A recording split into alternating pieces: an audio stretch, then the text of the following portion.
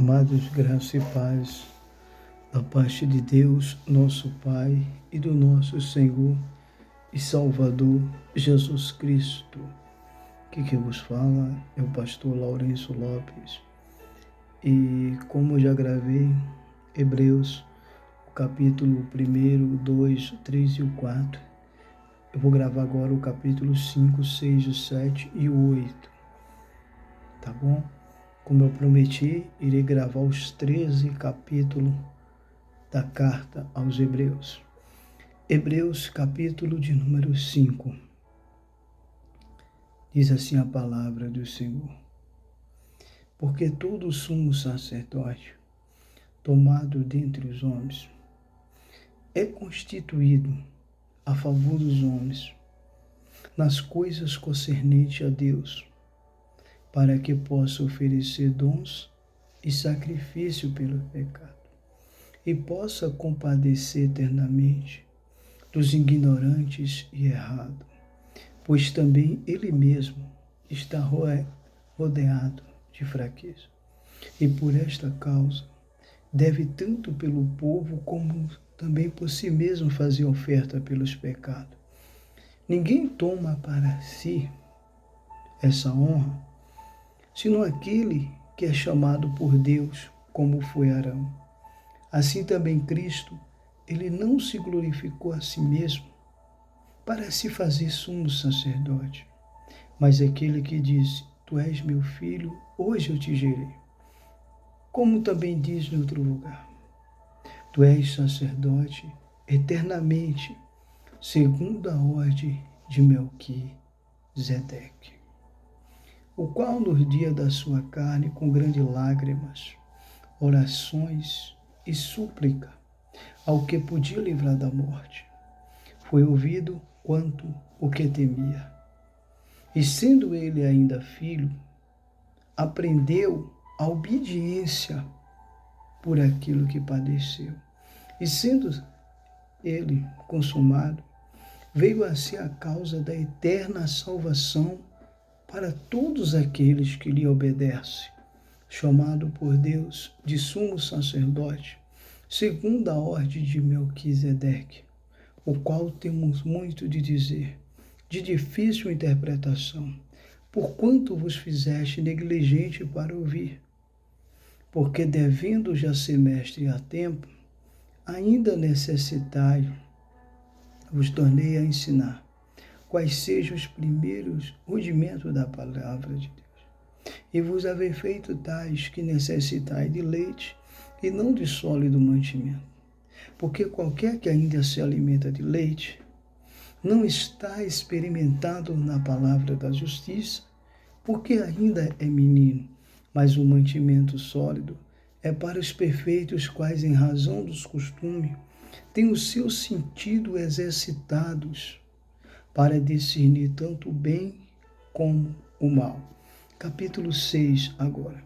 Por isso, deixando os rudimentos da doutrina de Cristo, prossigamos até a perfeição, não lançando de novo o fundamento do arrependimento de obras mortas e de fé em Deus, da doutrina do batismo, da imposição das mãos, da ressurreição dos mortos e do juízo eterno. Isto faremos se Deus o permitir. Porque é impossível que os que uma vez foram iluminados e provaram o dom celestial e se tornaram participantes do Espírito Santo e provaram a boa palavra de Deus e a virtude do século vindouro, e recaíram, seja outra vez renovado para o arrependimento, pois contra ele de novo crucifica o Filho de Deus e expunha o vitupério. A terra que embebe a chuva, que muitas vezes cai sobre ela, produz erva proveitosa, para aquele por quem é lavada, recebe a bênção de Deus. Mas a terra que produz espinho e abrolho é reprovada, e perto está da maldição. Mas de vós, ó amados, esperamos coisas melhores, coisas que acompanham a salvação, ainda que assim falamos, porque Deus não é injusto para esquecer do trabalho de seu amor para com seu nome mostraste. enquanto serviste aos santos e ainda servis. Mas desejamos que cada um de vós mostre o mesmo cuidado até o fim para a completa certeza da esperança, para que não vos façais negligente, mas sejais imitadores dos quais pela fé e paciência é da promessa. Porque quando Deus fez uma promessa a Abraão, mesmo quando não tinha maior por quem jurar, jurasse por si mesmo, dizendo: certamente me abençoando te abençoarei, e multiplicando te multiplicarei.